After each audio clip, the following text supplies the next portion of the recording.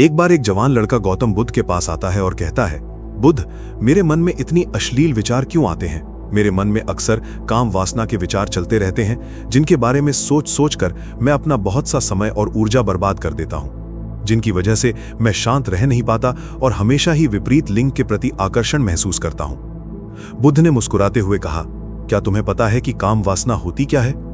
लड़के ने कहा, बुद्ध, मुझे ये तो नहीं पता कि काम वासना का मतलब क्या है, लेकिन ये जो कुछ भी है बहुत बुरी है।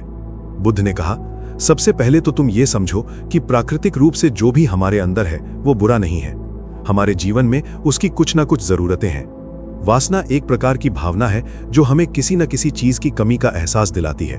फिर हम उस कमी की पूर्ति के लिए उस चीज की तरफ आकर्षित होना शुरू कर देते हैं। जैसे अगर किसी के पास धन की कमी है तो उसके अंदर धन के प्रति आकर्षण यानी धन की वासना उत्पन्न हो जाएगी। तो वासना कुछ और नहीं बल्कि एक प्रकार की कमी, एक प्रकार की जरूरत का एहसास है, और जब ये जरूरत शारीरिक हो तो हम इसे काम वासना कह देते हैं। लड़के ने कहा, बुद्ध, ये तो समझ में आ गया कि काम वासना का मतलब क्या है, लेकिन ये हमारे अंदर आती कहां से है, उत्पन्न कैसे होती है? बुद्ध ने कहा, काम वासना कहीं से आती नहीं बल्कि ये प्राकृतिक रूप से हमारे अंदर ही मौजूद है, और इसका होना जरूरी भी है क्योंकि यही मानव जाति के विस्तार का आधार है।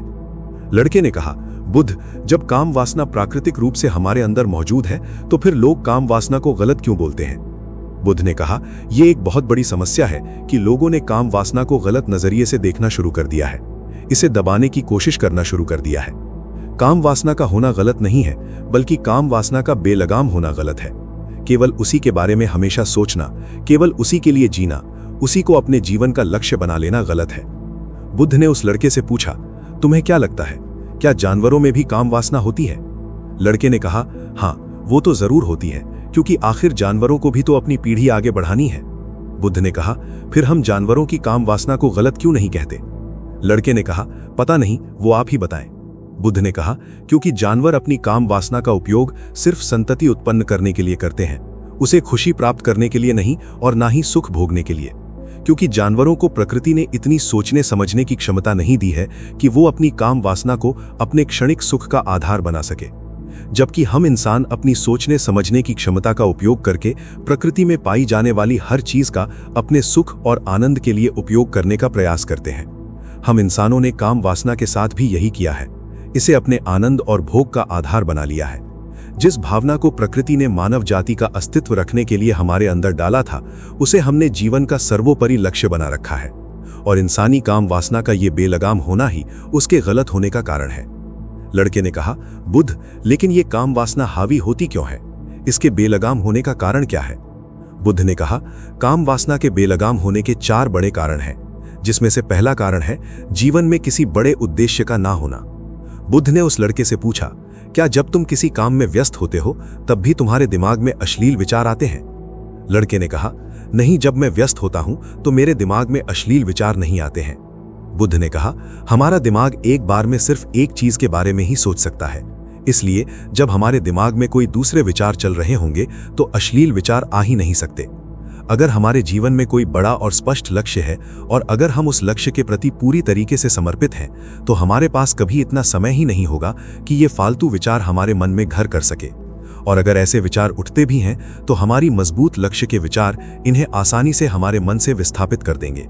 लेकिन असल समस्या ये है कि अधिकतर लोगों के पास एक मजबूत और स्पष्ट लक्ष्य की कमी है। बुद्ध ने कहा, काम वासना के बेलगाम होने का दूसरा कारण है समाज के द्वारा इसे गलत बताकर दबाई जाने की कोशिश करना। लोगों के एक बड़े तबके ने कामुकता को हमेशा ही सबकी नजर से देखा है, और इसका सबसे बड़ा कारण है कि हमने अपनी यौन अंगों को शरीर के बाकी अंगों की तरह स्वीकार नहीं किया, जबकि हमारी यौन अंग भी हमारे बाकी अंगों जैसे हाथ, पैर, मुंह आदि के समान ही बस एक अंग है जो अपना काम करते हैं, जिसके लिए प्रकृति ने इन्हें बनाया है। लेकिन हमने इन प्रजनन अंगों को कुछ ज्यादा ही रहस्यमय बना दिया है, और जब कोई चीज रहस्यमय बन जाती है तो उसके प्रति लोगों की एक अलग ही रुचि जागृत हो जाती है, जिसकी वजह से लोग जाने अनजाने में काम वासना के प्रति आकर्षण महसूस करते हैं। बुद्ध ने आगे कहा, जब किसी विचार को दबाने का या उसका दमन करने का प्रयास किया जाता है तब वो विचार और मजबूती के साथ उभर कर आता है, और यही काम वासना के विचारों के साथ भी किया जा रहा है। बुद्ध ने कहा, अगर मैं तुमसे कहूं कि आम के बारे में मत सोचना, तो तुम्हारे मन में पहला चित्र किस चीज का आया? लड़के ने कहा, बुद्ध, मेरे मन में पहला चित्र आम का ही आया। बुद्ध ने कहा, इसी प्रकार जब हम अश्लील विचारों को जबरदस्ती रोकने का प्रयास करते हैं तो वो और मजबूती के साथ हमारे अंदर होते हैं। इसलिए कभी विचारों को दबाने की कोशिश ना करें। लड़के ने कहा, हाँ, ये तो मैंने भी महसूस किया है। बुद्ध ने कहा, इंसानों में कामुकता के हावी होने का तीसरा कारण है हमारे विचारों के प्रति जागरूक ना होना। हमारे मन में कैसे विचार चल रहे हैं, हम इस पर कभी ध्यान ही नहीं देते।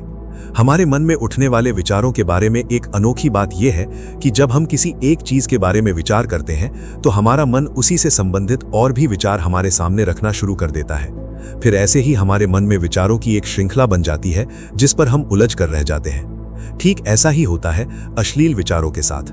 अगर हमने एक बार किसी को देखकर अपने मन में एक अश्लील विचार पैदा किया, फिर हमारा मन अपने आप ही इन विचारों की श्रृंखला बना देता है, जिनके बारे में सोच सोचकर हम अपनी बहुत सी ऊर्जा और समय बर्बाद कर देते हैं। इसलिए पूरी जागरूकता के साथ अपने अंदर उठने वाले विचारों पर ध्यान देना जरूरी है।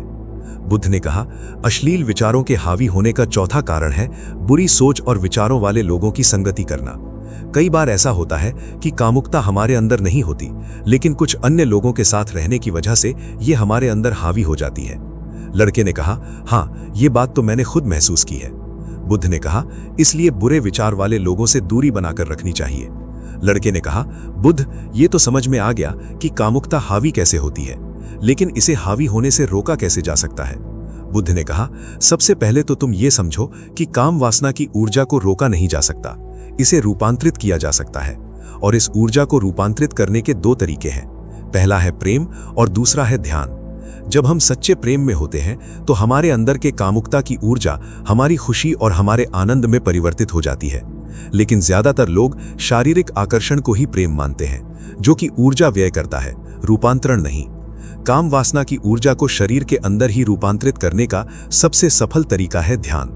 ध्यान के माध्यम से आप अपने अंदर स्थित आनंद के उस केंद्र में स्थापित हो जाते हैं जिसके सामने दुनिया का हर भोग विलास फीका लगने लगता है।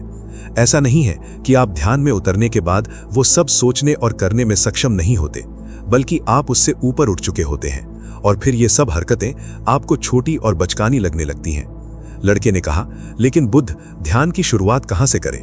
बुद्ध ने कहा, सबसे पहले तुम खुद के साथ अकेले में समय बिताना शुरू कर दो, क्योंकि जो इंसान जिसके साथ सबसे ज्यादा समय बिताता है वो उसको सबसे ज्यादा जानने लगता है। और जब तुम खुद को जानना शुरू कर दोगे तो ये सारे भौतिक सुख तुम्हें छोटे लगने लगेंगे। और फिर एक दिन ऐसा भी आएगा जब तुम्हारी चाहे बिना तुम्हारे दिमाग में किसी भी प्रकार के विचार उठना बंद हो जाएंगे।